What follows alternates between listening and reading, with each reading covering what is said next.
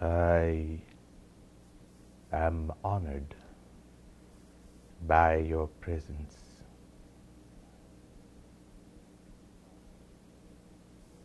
You must come to know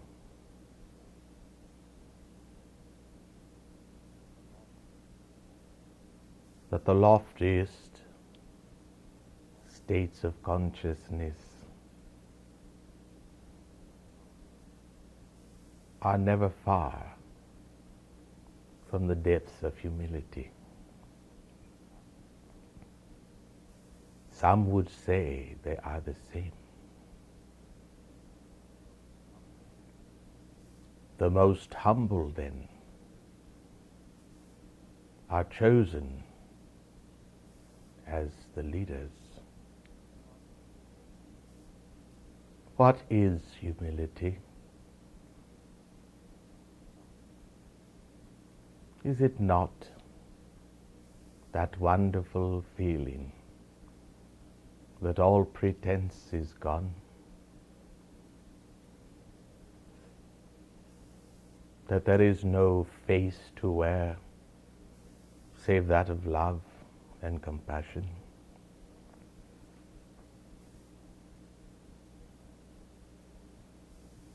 My beloved, all of you are humble in your own ways.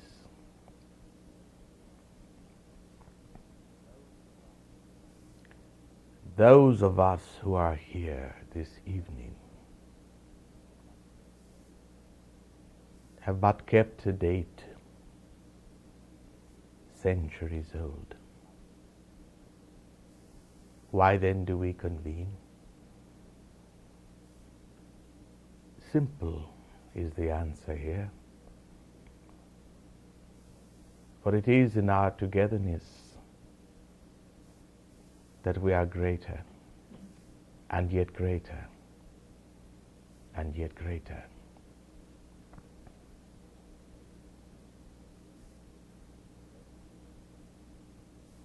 When we really sit as we do here, much is accomplished, not at all visible from the dimension of earth. Upon earth, it would appear that you have several beautiful souls choosing to share company, time, caring, and yet viewing it from on high. You are as lights that in your convention create a great light that then is recorded in the mass mind. And you have no idea of the blessings that come when you simply sit at tea. It might seem frivolous, it might seem worldly as to theme of conversation. But I tell you, beloved, because you are who you are, when you convene, when you cross each other's path, even for a moment, the two create a greater light, and that does the work of four. Thus fellowship, thus convening, thus our meeting. And if I may say so, it is the combination of you all here, and then myself in addition, that as it were intensifies the radiance, that we could sit here and say not a word and be possibly adding more blessing unto life, especially on earth, than you are likely to find in too many other places on the planet tonight. These thoughts flit through your minds, and you say, how can it be if I but sit and listen and do nothing? Oh, my beloved, is it not in the being and not always in the doing that your greatest worth gives forth its scent? I tell you that even here I enjoy the perfume of Egypt. It is yourselves. Come with me now to that place of pyramids, timelessness, and the understanding of immortality.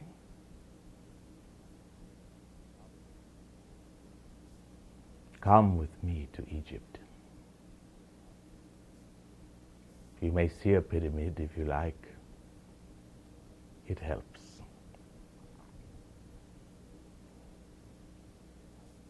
In Egyptian atmosphere, there is automatically the sense of timelessness, for that has been established for centuries.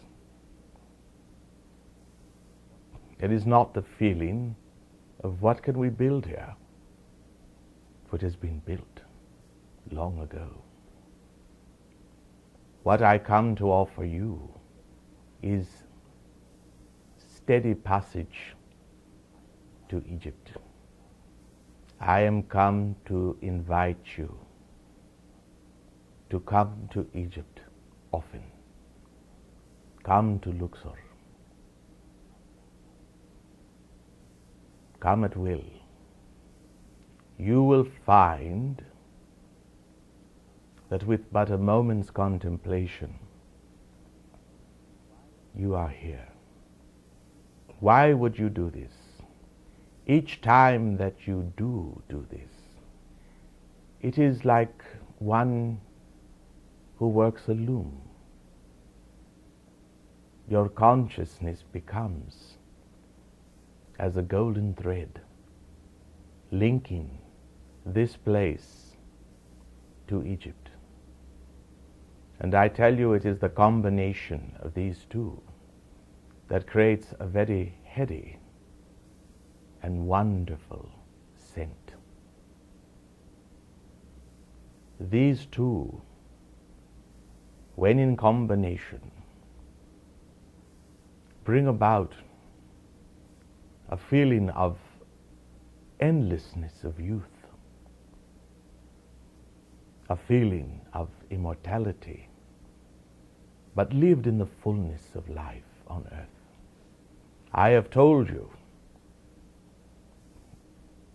that my interests are to bring spirit into the material world. So be it. I tell you that every time you can contemplate Egypt, you are contributing. And if I might borrow from a colloquialism in your world, trust me on this one.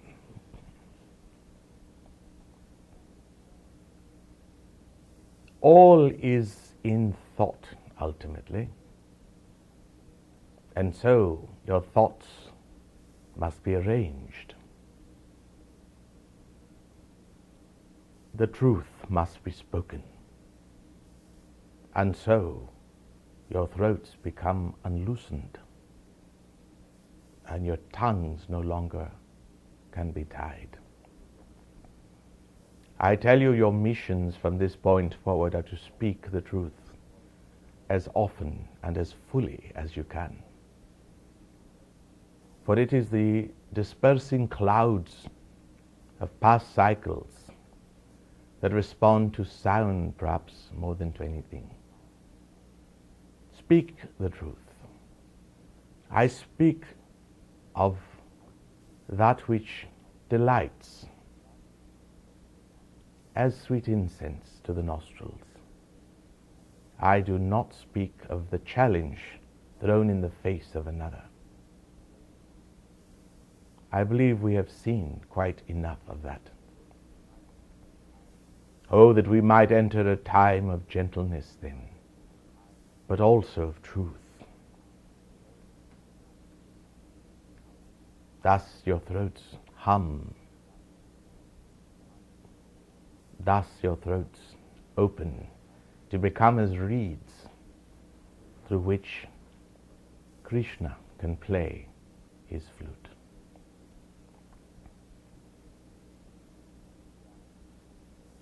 I began by speaking of gold.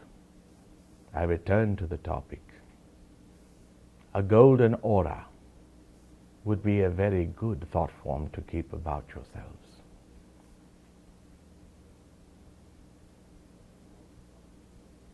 That you might contemplate living in thought in the palace of gold. I shall explain. The thought form containing, depicting a palace of solid gold automatically begins the neutralization process of your concepts of limits concerning this very thing. A palace of gold, unheard of, they say, perhaps upon earth. But to begin to see those things that are realities in inner worlds, and I say see them clearly with the mind's eye, is to begin to create your own burrows, if you will, that take you to this place of expanded vision and possibilities. How can I impress you enough that your thought habit patterns must change to encompass vast, vast possibilities? I would have you then think again about Egypt. Think about Egypt as your home, if you will. Your servant invites you. For you to claim Egypt as your home is to claim its legacy as well. For you to claim Egypt as the place that you abide within is to begin a process that will bring you to an unfoldment that is truly practical. You will see it, you will feel it.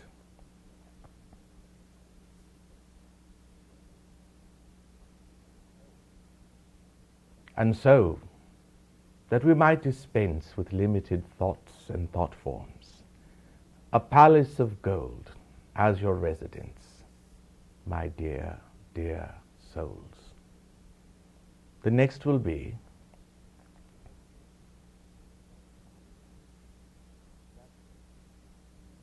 that in this palace you dined upon a service made of solid diamond.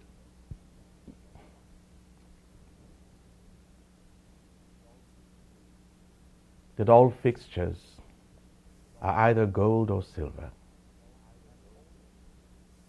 and all the floors of solid amethyst.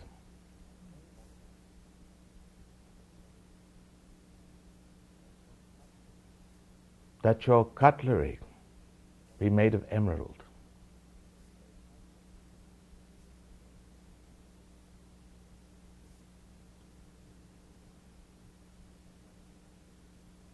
And that you sleep comfortably on silk and satin. Such thoughts, though easily misunderstood by the uninitiated, I tell you, my dear ones, are exercises in your freedom. But they must be practiced.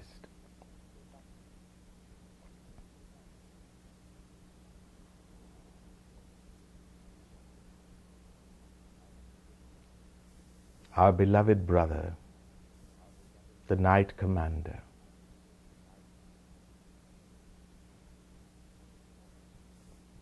has taught that the use of the phrase I am opens completely the channel of creativity. So then again, will there not be great value in using this phrase daily?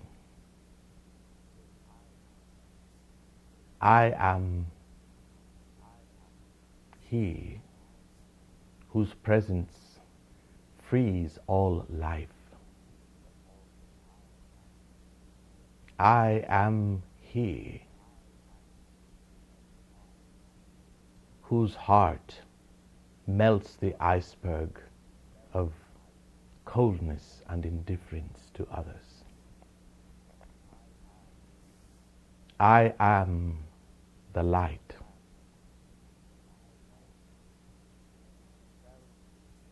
that dispels and displaces darkness permanently. I am He whose presence changes all things for the good. I am He who is now liberating the most enslaved. I am He who strikes the shackles of ignorance from all evolving. I am He whose sight remains after He is gone, causing others to see as well. I am the magic that opens your sight immediately. I am the sound current that pierces the veils in your aura, bringing you closer to perfection. I am the voice that blesses you eternally. I am the sound that causes all life to vibrate at a more beautiful rate.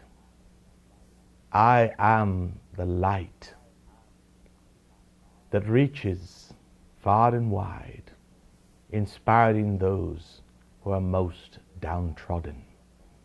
I am He whose touch opens the prison door of spiritual blindness, allowing the captives within to go free. I am the mighty rushing wind that cannot be stopped, that changes all things into love unconditional. I am He who, having spoken, has now changed all of life for the good. I am He who comes dispensing keys of consciousness unto all. I am He whose very voice summons angels, devas, cherubim and seraphim to the place where I am. I am He who now restores cosmic memory to you all. I am He whose sound though now reaches deep into the very vastness of the throat chakra, accelerating its wondrous unfoldment and blossoming. I am He who sees all, past, present, and future. Such, my beloved, are the statements you may make, and many more besides. This is what I mean by speaking the truth. I am He who now opens all doors of prosperity unto me and all those who move towards the light. I am He who vanquishes financial problems once and for all. I am He who ensures and guarantees financial freedom for all who hear my voice. You simply take what appears to be a problem, a challenge, and you decree its solution, beginning with the power of the great I Am. All that follows begins its accomplishment at that second. Speaking the truth, then, you see, becomes essential. And yet I would clarify a point. I am not here to say that you must tell every detail of your lives to others simply because they ask. And in not telling, you are not being untruthful, but wise. Learn, my beloved ones, that so very many are the thoughtless amongst you. And in their thoughtless inquiries, they are often tools of the misguided so-called dark forces. Ah, yes, we must speak of them, mustn't we? Who are these souls? Simply brothers, sisters, beings who are using, and some would say misusing, their free will to resist the inevitable acceptance that God's way is the best way.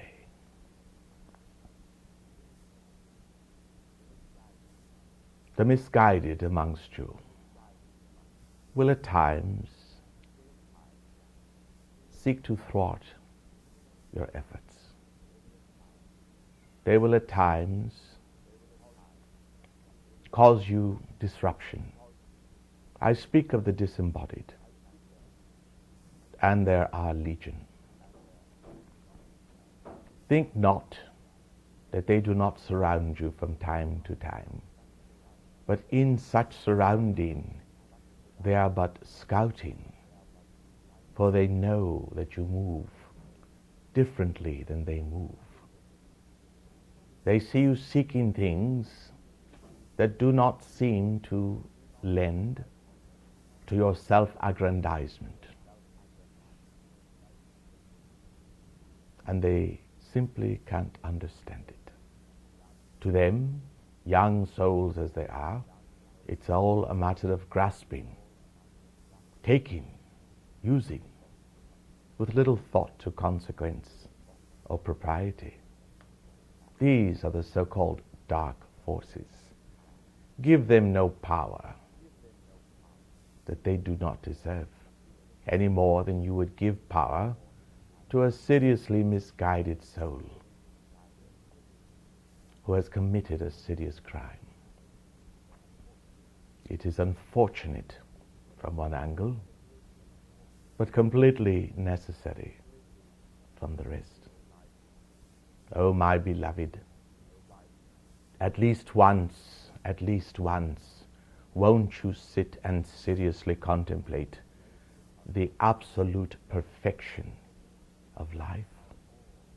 How all is precisely as it needs to be. Who are we to question the mind of God, in which we move and live and have our beings?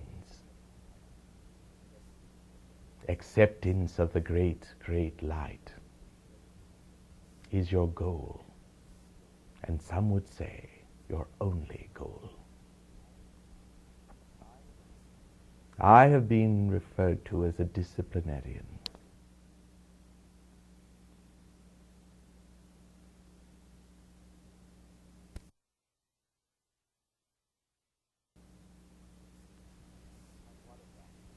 And what of that? If I can see that that thing called discipline helps one to attain goals more quickly, then how is it I would not embrace it? I am not speaking of suppressions, but of that thing called righteousness, doing the right thing. And such is the extent of my call to discipline. This day I have been in the presence of a great, great being, the great one known as the Ancient of Days, did summon me, and at once I was in that magnificence. I have recorded it for you on my own personal machinery. And I invite you, each one at your leisure, to sit in contemplation, and when sufficiently calm and quiet, ask to see the video. Serapis Bey in the presence of the Ancient of Days. And what did occur? You must but have an open mind and guard against thoughts that say, nothing is coming, I see nothing. These thoughts, premature always, are but waves of energy that in their restlessness feel they must act, they must move. And so they begin to form lines of thought that would seem to describe what is not happening. But I tell you that I have stood in the presence of this one this day, and we have communed, and you may call it a light show of sorts. So be it.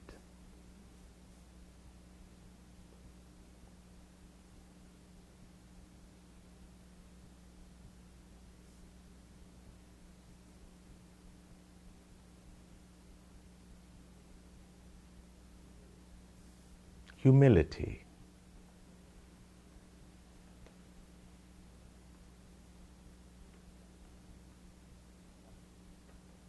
Something to be pondered.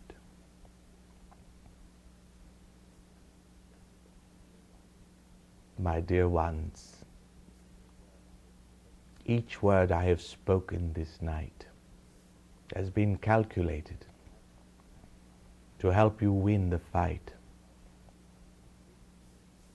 to bring you to a greater state of personal desire that will propel you into God's fire.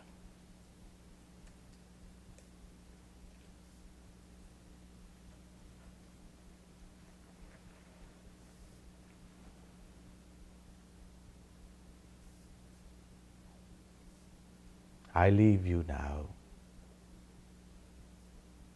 until we meet again.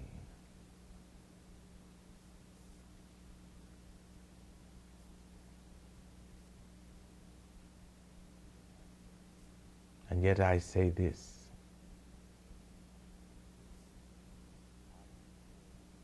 as you hear these words recorded, and each time that you do, choose to listen to them, greater and greater are the changes that you must pass through. Be warned. I calculate all things not in numbers, but in results. You may do the same. Focus on results. Game plans come about as a byproduct. I have said before, and I say it again as I leave, have clearly before you what is your predominant goal of earthly interests. The spirit ones take care of themselves. Welcome divine phenomena into your lives, for it will not intrude itself. And come to know that though I appear to withdraw, it is but an illusion. For though silence may soon here engulf you, it is only the silence of the physical dimension. I continue speaking. I continue sounding. I continue encircling you. I continue bringing you with me. I continue to speak in the very heart of Egypt. Om Tat Sat.